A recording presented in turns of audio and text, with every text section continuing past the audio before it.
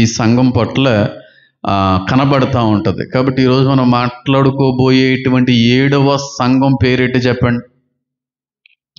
లవోదికయ అనేటువంటి సంఘం, ఇంగ్లీషులో లవదోకియా అనేటువంటి సంఘం. ప్రస్తుతం ఈ ప్రాంతాన్ని లేదంటే లవదోకియా అనేటువంటి పట్టణాన్ని డెనిజిలి అనేటువంటి పేరుతో పిలుస్తున్నారు. ఇప్పటికీ కూడా ఉంది. టర్కీ అనేటువంటి దేశంలో ఎప్పటికీ కూడా ఈ ప్రాంతం అనేటువంటిది ఉంది. అయితే లవదోకియా అని పిలవరు, కానీ డెనిజిలి అనేటువంటి పేరుతో ఈ ప్రాంతాన్ని పిలిచేటువంటి ప్రయత్నం అయితే చేస్తున్నారు. అయితే మీకు నేను ఎఫెసు సంఘం యొక్క ప్రస్తావనలోనే ఒక విషయం చెప్పాను. ఏమని? పౌలు గారు ఎఫెసు అనేటువంటి ప్రాంతానికి వచ్చి ఆయన ప్రకటించేటువంటి స్వార్థ క్రమం ఏ విధంగా ఉండేదో చెప్పాను. మార్కెట్లోకి వెళ్ళేవాడైనా మార్కెట్లోకి వెళ్ళి అక్కడ ఉన్నటువంటి వ్యక్తులందరికీ సువార్త ప్రకటించేవాడు. కొంతమంది నమ్మిన వాళ్ళు ఉన్నారు, నమ్మి సందేహించిన వాళ్ళు ఉన్నారు, నమ్మని వారు కూడా ఉన్నారు. ఇలాంటి సందేహాలన్నిటికీ కూడా నివృత్తి కలిగించడానికి సాయంత్రం ఊరి చివర ఉన్నటువంటి ప్రాంతానికి వచ్చేయండి. ఆ ప్రాంతం పేరు ఇంగ్లీషులో టిరేనస్, తెలుగులో తోరను అనేటువంటి ఒక పెద్ద హాలు, పాడైపోయినటువంటి ఒక పెద్ద హాలుకు వచ్చేయండి. అక్కడ మీ సందేహాలన్నిటికీ కూడా నేను జవాబును అందిస్తాను అనే విధంగా ఆయన సువార్త ప్రకటించుకుంటూ వెళ్ళిపోయాడు. అలాగే పౌలు గారు ఎఫెసు అనేటువంటి ప్రాంతంలో సువార్త ప్రకటిస్తున్నటువంటి క్రమంలో ఎఫెఫ్రా అనేటువంటి ఒక యవనస్తుడు పౌలు గారి యొక్క బోధలకి చాలా అద్భుతమైన రీతిలో ఆయన ఉద్యమంలోకి నడిపించబడి ప్రత్యేకమైనటువంటి అనుభవంలోకి వెళ్ళి ఈ ఎఫెఫ్రా పౌలు గారి దగ్గర ఉన్నటువంటి సువార్తని వాళ్ళ ఇంటికి వెళ్ళి అక్కడ సువార్త కూడా ప్రకటించే ప్రయత్నం చేశాడు. ఇలా పౌలు గారి దగ్గర వాక్యాన్ని నేర్చుకుని 3 సంఘాలు పెట్టాడు ఈ అబ్బాయి. ఆ అబ్బాయి పేరే చెప్పాలి, ఎఫెఫ్రా. ఆ ఎఫెఫ్రా అనేటువంటి యవనస్తుడి యొక్క ఊరు కొలస్సి. ఆయన ఊరు అది కొలస్సి అనేటువంటి ఊరి నుంచి వచ్చి ఎఫెసు అనేటువంటి ప్రాంతంలో సువార్త విని ఆ సువార్తను అనేక చోట్ల ప్రకటిస్తూ 3 సంఘాలు కట్టాడు. ఆ 3 సంఘాల్లో 3 పేరే, ఒకటి కొలస్సి అనే సంఘం ఎఫెఫ్రా పెట్టాడు, రెండోది హేరాపోలిస్ అనేటువంటి సంఘం, అది కూడా ఎఫెఫ్రాయే స్థాపించాడు. 3వ సంఘం పేరే లవోదోకియా అనేటువంటి సంఘం. మొత్తం 3 సంఘాలు కట్టాడు. ఎవరో ఎఫెఫ్రా అనేటువంటి వాడు. మొదటి సంఘం కొలస్సి, రెండో సంఘం హేరాపోలి, 3వ సంఘం లవదోకియా అనేటువంటి సంఘం. ఈ 3 సంఘాలు కట్టినటువంటి యవనస్తుడే ఎఫెఫ్రా. అంటే ఈ ప్రకటన గ్రంథంలో కనబడేటువంటి 7వ సంఘమైనటువంటి లవదోకియా యొక్క స్థాపికుడు ఎవరు? ఎఫెఫ్రా అనేటువంటి యవనస్తుడు. ఈ సంఘాన్ని స్థాపించున్నాడు ఎఫెఫ్రాయే, ప్రారంభించింది కూడా ఎఫెఫ్రాయే. అందులో ఆయన మంచి వయసులో ఒకటి ఉన్నాడో. యవనస్తులు పాస్టర్లు అయితే ఆ సంఘంలో ఉద్యమం ఎలా ఉంటుందో, ఆ సంఘం ఎంత ఆత్మీయంగా కట్టబడుతుందో, ఎంత బలోపేతమైనటువంటి స్థితిలో సంఘాన్ని ముందుకు నడిపిస్తారో నేను ప్రత్యేకంగా చెప్పక్కర్లేదు. యవనస్తులు కానీ, మంచి యవన వయసులో ఉన్నటువంటి వారి కానీ, అంటే 20 నుండి 30 సంవత్సరాల మధ్యన ఎవరైనా సేవకు కానీ వచ్చారనుకోండి, వాళ్ళ యొక్క ఆరంభం, వారి యొక్క ఉద్యోగం, వారి యొక్క ప్రారంభం ఇదంతా కూడా చాలా అద్భుతమైనటువంటి రీతిలో ఉంటుంది. మండుచున్నటువంటి అగ్నికొండం వంటి పరిచర్య చేస్తారు. అలాంటి యవ్వన వయసులో వచ్చినటువంటి పాస్టర్ గారు సంఘం కడితే ఎంత అద్భుతమైన వాక్యం ఉంటుందో నేను చెప్పక్కర్లేదు మీకు. అంత అద్భుతమైన రీతిలో సంఘాన్ని మరింత ఉత్తేజపరిచినటువంటి, మరింత ఉద్యమంలోకి నడిపించినటువంటి, మరింత ప్రత్యేకమైన అనుభవాల్లోకి నడిపించినటువంటి యవనస్తుడే ఈ ఎఫెఫ్రా. అర్థమైంది నేను చెప్పింది? అంత బలంగా కట్టబడినటువంటి సంఘం, యవనస్తుడు ద్వారాగా ప్రారంభించబడినటువంటి సంఘం, మరింతగా వెలిగింపబడినటువంటి సంఘం. ఆ సంఘానికి దేవుడు ఉత్తరం రాస్తున్నాడు. అలాంటి సంఘానికి దేవుడు ఉత్తరం రాస్తున్నాడు. అయితే ఎఫెఫ్రా కట్టినటువంటి సమయంలో ఉన్నటువంటి అనుభవాలు తర్వాత రోజుల్లో లేవు. ఈ సంఘం కట్టిన 35 సంవత్సరాలకి సంఘము పాడైపోయింది, సంఘస్థులు పాడైపోయారు, ఆత్మీయత కూడా నెమ్మదిగా బలహీనపడిపోతుంది. అలాంటి సమయంలో ఈ సంఘానికి దేవుడు ఉత్తరం రాశాడు. ఒకసారి చూద్దాం. ప్రకటన గ్రంథము 4వ అధ్యాయము 14వ వచనాన్ని మనం చూసే ప్రయత్నం చేద్దాం. చూడండి, ప్రకటన 4:14. లవోదికయలో ఉన్న సంఘపు దూతకు ఇలాగూ రాయము. ఏ సంఘపు పాస్టర్ గారికంట? లవోదికయలో ఉన్న సంఘపు పాస్టర్ గారికి ఇలాగూ రాయుము అనేటువంటి మాట అక్కడ కనబడుతుంది. అసలు ఈ సంఘానికి లవోదికియా అనేటువంటి పేరు ఎందుకు వచ్చిందో ఆలోచించాలి. అవునంటారా కదంటారా? అసలు ఇంత అన్ని సంఘాల పేర్లు ఒకలా ఉంటే ఈ సంఘం పేరు చాలా అందంగా ఉంటుంది, చాలా ఆకర్షణీయంగా ఉంటుంది, చాలా వినసొంపుగా ఉంటుంది, చాలా అద్భుతంగా ఉంటుంది. ఆ పేరు లవోదికియా అనేటువంటి పేరే చాలా మధురమైనటువంటి పేరుగా కనబడుతుంది. ఎఫెసు, స్మరణ, పెర్గము, థైతైరియా, ఫిలడెల్ఫియా, సార్దిసు ఇవన్నీ ఒక రకంగా ఉంటే లవోదికియా అనేటువంటి పేరు ఉచ్చారణలోనే ఒక రకమైన ఆనందం కలుగుతూ ఉంటుంది. కాబట్టి పట్టణానికి అసలు లవోదికియా అనేటువంటి పేరు ఎందుకు వచ్చింది అనే ఆలోచన కానీ చేసినట్టయితే, యాంటియోకస్ II అనేటువంటి ఒక రాజుగారు ఉన్నారు. యాంటియోకస్ II అనేటువంటి రాజుగారు. ఆ రాజుగారు కట్టారు ఈ పట్టణాన్ని కట్టి ఆ పట్టణానికి లవోదికియా అనేటువంటి పేరు పెట్టాడు. ఎందుకు పెట్టాడంటే, ఆయన ప్రేమించినటువంటి అమ్మాయిని పెళ్లి చేసుకుని ఆ యొక్క అమ్మాయికి బహుమతిగా ఇస్తూ ఆ పేరు పెట్టేశాడు. ఈ రాజుగారి యొక్క గొప్పతనం ఏంటంటే, ఏ అమ్మాయి నచ్చినా పెళ్లి చేసేసుకుంటాడు, పాడు చేయడు. ఆనాటి కాలంలో నియంత పాలన ఉండేది, డెమోక్రసీ ఉండేది కాదు, స్వాతంత్రత ఉండేది కాదు. రాజే పాలన, రాజు ఏం చెప్తే అదే శాసనం అన్నమాట. మొన్నటి వరకు కూడా అదే జరిగింది, ఎప్పటికే జరుగుతుంది. కొరియా నియంత పాలన. ఆయన్ని కానీ అక్కడ పొద్దులు లేసినండి ఆయన ఫోటోకి కానీ దండం పెట్టకపోతే చంపేస్తారు. రోజు కూడా కొరియన్ అధిపతి యొక్క ఫోటో కానీ, ఆయన పేరెట్టిని మర్చిపోయాను నేను, కిమ్ ఎలాగ ఉంటుందంటే ప్రతి ఇంట్లో నేను ఫోటో ఉండాలి. ఆ ఫోటో మీద కానీ ధూళి పడింది అనుకోండి, ఆ ధూళి పడిన కారణాన్ని బట్టి ఇంట్లో చంపేస్తారు. అంత మూర్ఖుడు ఆ కొరియన్ ప్రెసిడెంట్ అయినటువంటి కిమ్ గారు. నియంత పాలన జరుగుతూ ఉంటుంది. పెద్ద భూకంపం వచ్చింది. భూకంపం వచ్చినప్పుడు ఇంట్లో వాళ్ళందరూ బయట పారిపోరా? మీరు బయటికి పారిపోయినా పర్లేదు, మీరు పారిపోయేటప్పుడు కానీ ఆ ఫోటోను కానీ తీసుకొని పారిపోకపోతే, భూకంపం వచ్చి కూలిపోతున్న ఇంటిలో కానీ ఆ ఫోటో కానీ ఉండిపోతే ఆయన్ని కూడా చంపేస్తాడు. ఫోటో మీద ధూళి ఉండడానికి వీల్లేదు, ఫోటో భూకంపం వచ్చినా సరే వదిలేయడానికి వీల్లేదు. అలాంటి మూర్ఖుడు అలాంటి నియంత పాలన జరుగుతూ ఉండేది ఆనాటి కాలంలో. అయితే ఏ అమ్మాయి నచ్చినా సరే పిలుచుకోవడం, అనుభవించడం, చంపేయడం ఈ విధంగా జరుగుతూ ఉండేవి. కానీ ఈ రాజుగారు ఎంత అద్భుతమైన వ్యక్తి అంటే, ఏ అమ్మాయి నచ్చినా చక్కగా పెళ్లి చేసేసుకునేవాడు. ఒక అందమైన అమ్మాయి కనబడింది రోడ్డు మీద వెళ్తున్నప్పుడు, ఆ అమ్మాయిని పిలిచాడు, నన్ను పెళ్లి చేసుకుంటావు అని అడిగాడు. ఆ అబ్బాయి ఎంతకన్నా ఏం కావాలని అన్నట్టుంది, పెళ్లి చేసేసుకున్న తర్వాత ఒక మంచి పట్టణాన్ని కట్టేసాడు. ఆ పట్టణానికి ఈ అమ్మాయి పేరు పెట్టేశాడు, లవోదికియా అనేటువంటి పేరు పెట్టేసి, అలాగే 3 పట్టణాలు కట్టే 3 పట్టణాలకు కూడా ఈ ప్రేయస్ పేరు, ఈ భార్య గారి పేరే పెట్టాడు అన్నమాట. అంత గౌరవించేవాడు స్త్రీలని.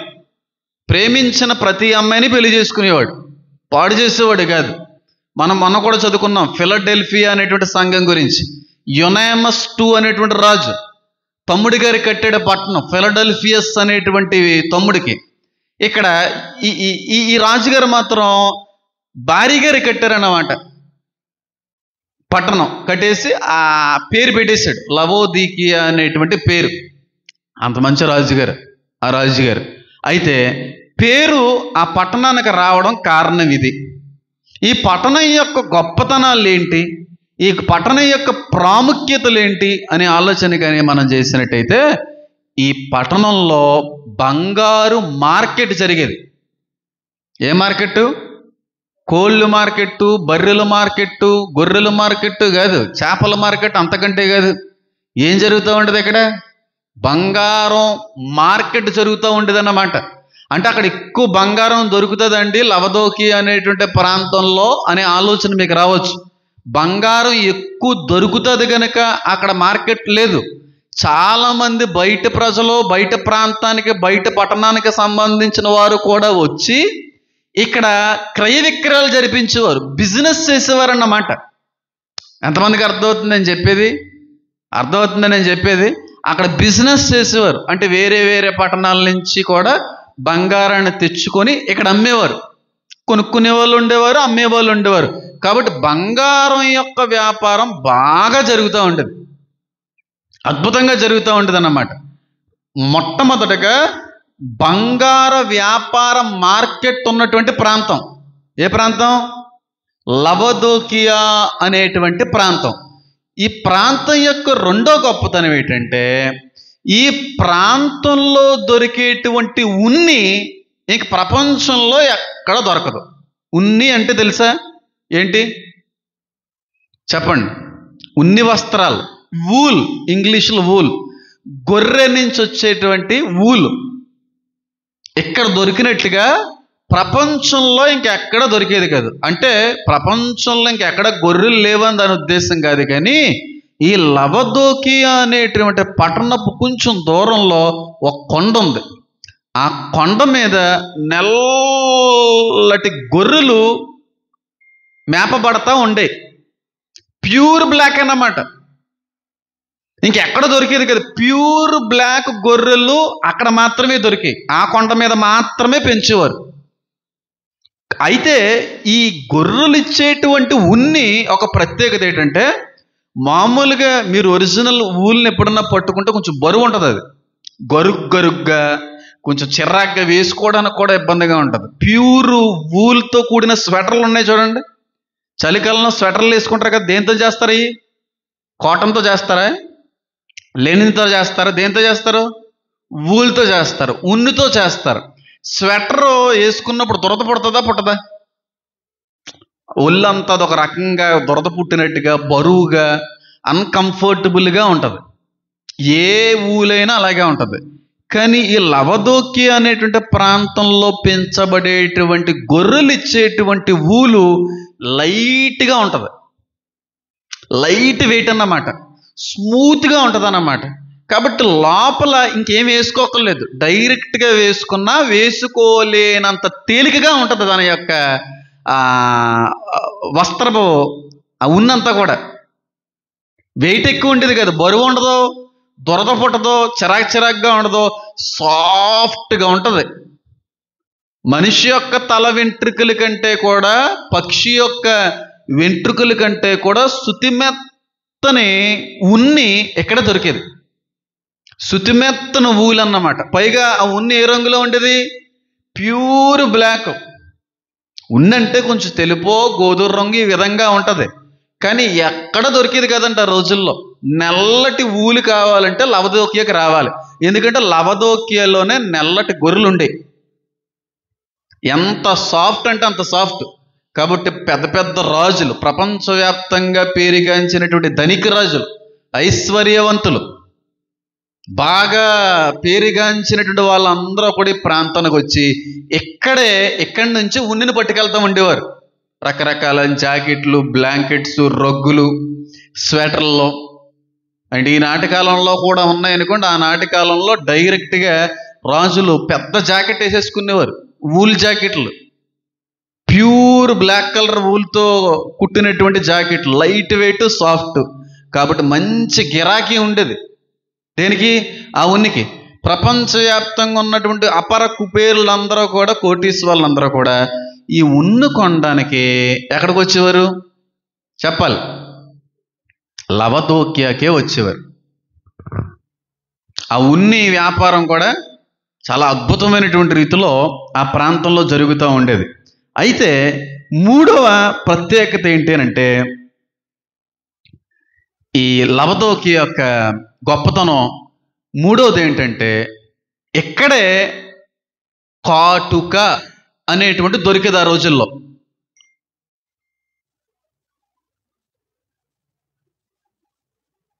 అర్థమైందా? ఆ ప్రాంతంలో ఆనాటి కాలంలో కాటుక అక్కడ మాత్రమే దొరికేది, ఇంకెక్కడో దొరికేది కాదు. ఎందుకు అక్కడ కాటుక అంటే ముందు కాటుక లేదా అండి, ఐగుప్తు కాలంలో కూడా కాటుక ఉందని మీరు చెప్పారు కదండి అని అడగొచ్చు మీరు. కాటుక అనేది ఐగుప్తు కాలం నుంచి ఉంది, కానీ మెథడ్స్ వేరు.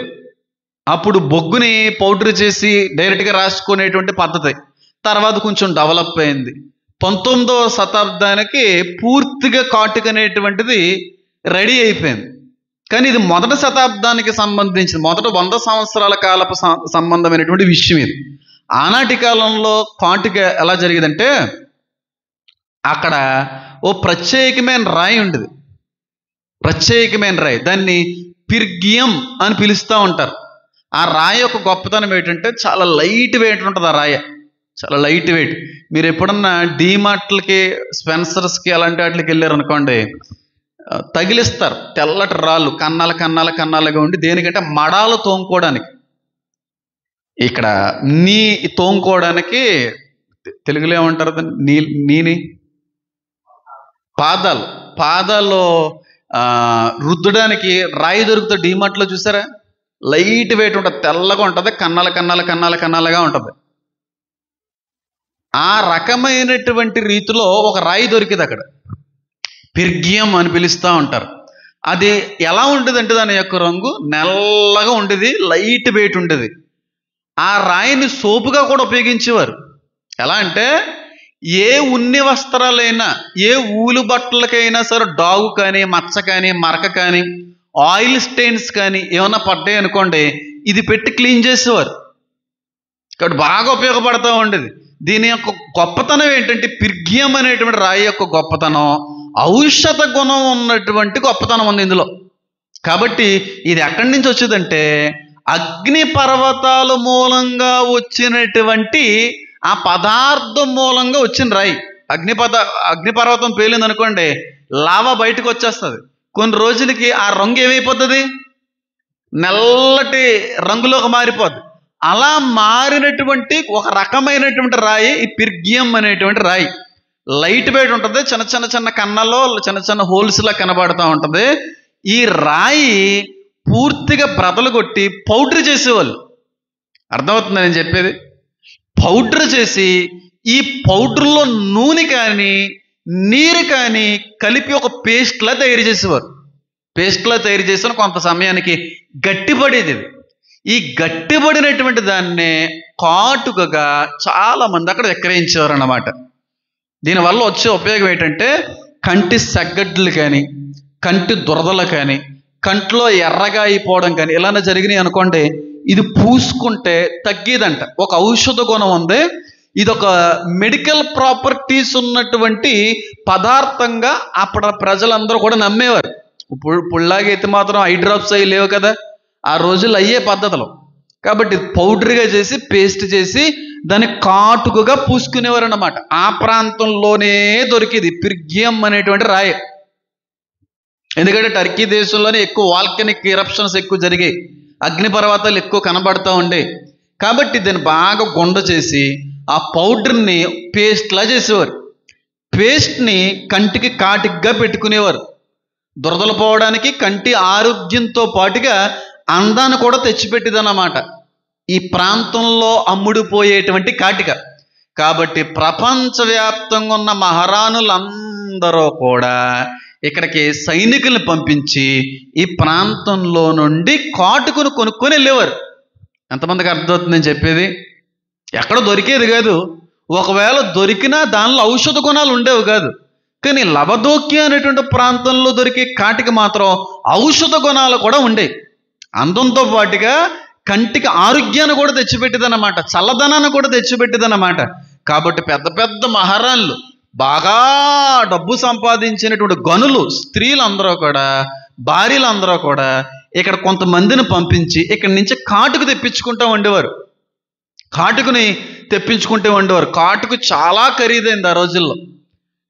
కాబట్టి బాగా వెల్దియెస్ట్ సిటీ అయిపోయింది, కాస్ట్లీయెస్ట్ సిటీ అయిపోయింది. బాగా డబ్బు సంపాదించేసరేమో, వీళ్ళ దగ్గర ఉన్నంత డబ్బు ఇంకెవరి దగ్గర కూడా లేనంతగా ఒకటి మారిపోయారో ఏంటో. బాగా గర్వం కూడా వచ్చేసింది వాళ్ళకి. అందము ధనము ఉందనుకోండి, ఆటోమేటిక్గా వ్యక్తుల దగ్గర గర్వం ఉంటుంది. అందము ధనం ఈ రెండు ఉన్న వ్యక్తుల దగ్గర ఖచ్చితంగా గర్వం ఉంటుంది. ఎవరో 100% ఉండకపోవచ్చు, కానీ వాస్తవానికి ఈ రెండింటితో పాటుగా వచ్చేటువంటి మూడవదే గర్వం. కామన్గా ఉంటుంది. కొంచెం అందం బాగా ఎక్కువ ఉందనుకోండి, నాకేం తక్కువ, నాకు అన్నీ ఉన్నాయి కదా, నేను ఎందులో తక్కువ, నేను అందగత్తెను కదా, నేను అందగాడిని కదా అన్న ఫీలింగ్, అదే గర్వం. డబ్బు ఉందనుకోండి, నేను ఏదన్నా సంపాదించగలను, ఏదన్నా చేయగలను, ఏదన్నా సమకూర్చుకోగలను, ఏదన్నా కొనుక్కోగలను, ఇదో రకమైన గర్వం. డబ్బు ధనం గర్వానికి మూలాలు అంటాను. అర్థమైంది నేను చెప్పేది? డబ్బు ధనం గర్వాన్ని ఆకర్షిస్తుంది. 199 మందికి ఉంటుంది, 1% ఎవరికో ఉండదు. కాబట్టి బాగా డబ్బు ఒకటి ఉంది, బాగా డబ్బు ఒకటి వచ్చి పడిపోతుంది.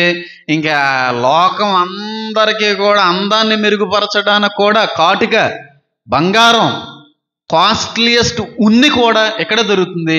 కాబట్టి బాగా డబ్బులు సంపాదించేశారండి వాళ్ళు. ఒకవేళ భూకంపాలు ఎక్కువ వస్తూ ఉండే అక్కడ, ఒకవేళ భూకంపాలు వచ్చి కూలిపోయినా సరే వాళ్ళు అస్సలు ఫీల్ అయ్యేవారు కాదంట. ఏ రాజుగారి యొక్క అధికారి యొక్క అధిపతి యొక్క సహాయాన్ని కోరేవారు కాదు. ఏం అవసరం లేదు, మేము కట్టేసుకుంటాం, మా కాళ్ళ మీద మేము నిలబడిపోతాం అన్నంత ధనాన్ని సంపాదించేశారండి వీళ్ళు. మొదటగా బంగారం మార్కెట్ జరుగుతూ ఉండేది. రెండవదిగా నల్లటి సాఫ్ట్ ఉన్ని ఇక్కడ మాత్రమే దొరుకుతూ ఉండేది. మూడవదిగా కాటుక, ప్రపంచవ్యాప్తంగా ఎక్కడా దొరకని కాటుక ఇక్కడ మాత్రమే దొరికేది. ప్రపంచవ్యాప్తంగా ఉన్నటువంటి గనులు, స్త్రీలు, మహారాణులు అందరూ కూడా ఇక్కడికి వచ్చి కాటుకను కొనుక్కొని వెళ్ళేవారు. కాబట్టి ఏ విధంగా చూసినా సరే వ్యాపారం బాగా జరుగుతున్నటువంటి ప్రాంతం. ఈ మూడింటితో పోలేదు, కానీ 4వ గొప్పతనం ఉందంటే లవదోకియా ప్రాంతానికి. లవదోకియా అనేటువంటి పట్టణం యొక్క 4వ గొప్పతనం ఏంటంటే 4 రోడ్ జంక్షన్ ఉన్నటువంటి ఏకైక పట్టణం ఇది. 4 రోడ్లు ఇక్కడ కలుస్తాయి, ఈ పట్టణానికి కలుస్తాయి. అర్థమైంది నేను చెప్పేది? సౌత్, నార్త్, ఈస్ట్, వెస్ట్ ఈ 4 వైపుల నుంచి వచ్చేటువంటి రహదారులన్నీ కూడా ఈ పట్టణంలో కలిసే వెళ్ళాలి. అర్థమైంది నేను చెప్పేది? Rajahmundry best example. విజయవాడ అనుకోండి, హైదరాబాద్ నుంచి ఖమ్మం వెళ్ళాలంటే విజయవాడ రావాలా లేదా? హైదరాబాద్ నుంచి బాపట్ల వెళ్ళాలంటే విజయవాడ రావాలి. హైదరాబాద్ నుంచి ఇటువైపుకు ఉన్న కాకినాడ రావాలంటే విజయవాడ రావాలి. హైదరాబాద్ నుంచి వైజాగ్ వెళ్ళాలంటే ఖచ్చితంగా 4 రోడ్లు జంక్షన్ పాయింట్ అయిన విజయవాడని తాకి వెళ్ళాలి. కాబట్టి 4 వైపులు ఉన్నటువంటి రహదారులు, రోడ్లు కూడా ఈ ఊర్లోనే కలిసాయి. ఇంకా వ్యాపారం ఇంకెంత బాగా జరుగుతుందో అర్థం చేసుకోండి. అంటే ఈ పట్టణపు నలుదిక్కుల నుండి కూడా ఈజీగా ఇక్కడికి వచ్చేవాళ్ళు, ఈజీగా ఇక్కడి నుంచి వెళ్ళేవాళ్ళు. రోడ్డు రవాణా బాగున్నటువంటి పట్టణం. ఇదోటి కలిసి వచ్చేసింది వీళ్ళకి. ఇంక ఈజీగా గుర్రబండ్ల మీద ఇంక ప్రత్యేకంగా నౌకని ఏర్పరచుకొని చాలా రోజులు మళ్ళీ దాని యొక్క ప్రయాణం పట్టేది కనుక అంత టైం తీసుకునేవారు కాదు. గుర్రబండ్లు కానీ, గాడిదలు కానీ, ఒంటెల్ని కానీ ఈ విధంగా అలాంటి జీవుల్ని, అలాంటి జంతువులను ఉపయోగించుకొని రవాణా చేసేస్తూ ఉండేవారు. ఎక్కువ క్యామెల్ వచ్చిందనుకో, ఒంట వచ్చిందనుకోండి, దాని మీద ఒక 400 కేజీలు 500 కేజీలు సామాన్లు ఒకేసారి పట్టుకుపోవచ్చు. ఆ విధమైన రవాణా ఈజీగా జరుగుతూ ఉంటుంది. కాబట్టి ఇంకా గర్వం వస్తుంది వాళ్ళకి. ఇంకా డబ్బు సంపాదించేశారు, ఎంత డబ్బు సంపాదించేశారంటే ఆసియా ఖండంలోనే వెల్దియెస్ట్, కాస్ట్లీయెస్ట్, డబ్బుకు పేరుగాంచిన పట్టణంగా మారిపోయింది ఈ ప్రాంతం. అలాంటి డబ్బు మనుషులు ఉండేటువంటి ప్రాంతంలో కట్టిన సంఘమే చెప్పండి, లవోదికియా అనేటువంటి సంఘం. లవోదికియా అనేటువంటి సంఘం. అలాంటి సంఘానికి దేవుడు ఉత్తరం రాస్తున్నాడు. బాగా డబ్బు గడించినటువంటి ప్రాంతం మధ్యలోకి ఏవీ లేనివాడు వెళ్ళాడు అనుకోండి, స్టార్టింగ్లో బాగానే ఉండొచ్చు, కానీ నెమ్మదిగా 2 నెలల సావాసం చేస్తే వాడు వీడు అవుతాడనే సామెత ఏదో ఉంది కదా. ఏంటా సామెత? 2 వారాలా 10 రోజులా? 10 రోజులు సావాసం, 20 రోజులు సావాసం ఏదో చేస్తే వాడవుతాడంట, వాడు వీడవుతాడంట. ఎలాంటి మంచివాడైనా సరే చెడ్డవాడితో 10 రోజులు ఉంటే ఏమైపోతాడు? వాళ్ళ మారిపోతాడు. ఎంత చెడ్డవాడైనా సరే మంచి వాళ్ళతో సహవాసం చేస్తే నెమ్మదిగా వాడు కూడా మంచివాడిగా మారిపోతాడు. ఈ విధంగా అంత డబ్బు, అంత గర్వం ఉన్నటువంటి ప్రాంతంలో కట్టబడినటువంటి అమూల్యమైన సంఘం, అంత నాణ్యమైనటువంటి సంఘం కాలక్రమేణా నెమ్మదిగా పాడైపోయింది. ఎంత పాడిపోయిందంటే బైబిల్ గ్రంథంలో మరి ప్రాముఖ్యంగా ప్రకటన గ్రంథంలో ఉన్నటువంటి 7 సంఘాల్లో దేవుడు ఎవరిని తిట్టనంత భయంకరంగా ఈ సంఘాన్ని తిట్టాడు. ఈ సంఘాన్ని దేవుడు చిరాకు పెట్టినట్టుగా, ఈ సంఘం వల్ల దేవుడు అసహ్యానికి గురైనంతగా, ఈ సంఘాన్ని దేవుడు ఖండించినంతగా, గద్దించినంతగా, తిట్టినంతగా ఇంక బైబిల్లో ఏ సంఘాన్ని కూడా తిట్టలేదు. అంత దారుణంగా తిట్టాడు ఈ సంఘాన్ని. చాలా చిరాకుగా తిట్టేశాడు. ఎందుకంటే అంత చిరాకు తెప్పించిన సంఘం అది, అంత అసహ్యాన్ని తెప్పించినటువంటి సంఘంగా మారిపోయింది. ఆ తిట్లన్నీ కానీ చదివితే అయ్యి బాబోయ్ అనిపిద్ది. ఆ తిట్లు లవదోకియా అనేటువంటి సంఘానికి మాత్రమే కాదు, కానీ ప్రస్తుత ప్రతి సంఘానికి వర్తిస్తుంది. ప్రస్తుత ఈ సార్వత్రిక సంఘానికి సిమిలర్గా ఉన్నటువంటి సంఘం ఏదన్నా ఉందంటే ఆనాటి లవదోక్య సంఘం. ఆనాడు లవదోక్య సంఘం ఎలాగైతే ఉందో ఈనాటి సార్వత్రిక సంఘం కూడా సేమ్ అలాగే ఉంది. ఆ సంఘానికి ఏ మాటలైతే వర్తిస్తాయో నాటి సంఘానికి అంతకు మించిన రీతిలో వర్తిస్తాయి. లవదోకియా సంఘానికి దేవుడు ఉత్తరం రాస్తున్నాడు అనే మాట కంటే కూడా ప్రస్తుత ఇప్పుడున్నటువంటి ప్రతి సంఘానికి రాస్తున్న ఉత్తరము అనే భావనతో కానీ చదివితే మన మీద మనకే సిగ్గేస్తుంది, మన మీద మనకే చిరాకు పడుతుంది. అంత దారుణంగా తిట్టాడు ఈ సంఘాన్ని, మన సంఘాన్ని, నేటి సంఘాన్ని. అలాంటి సంఘానికి దేవుడు ఉత్తరం రాస్తున్నాడు. ఖరీదైనటువంటి పట్టణంలో కట్టబడినటువంటి అమూల్యమైన ఆత్మీయ చిన్న సంఘం.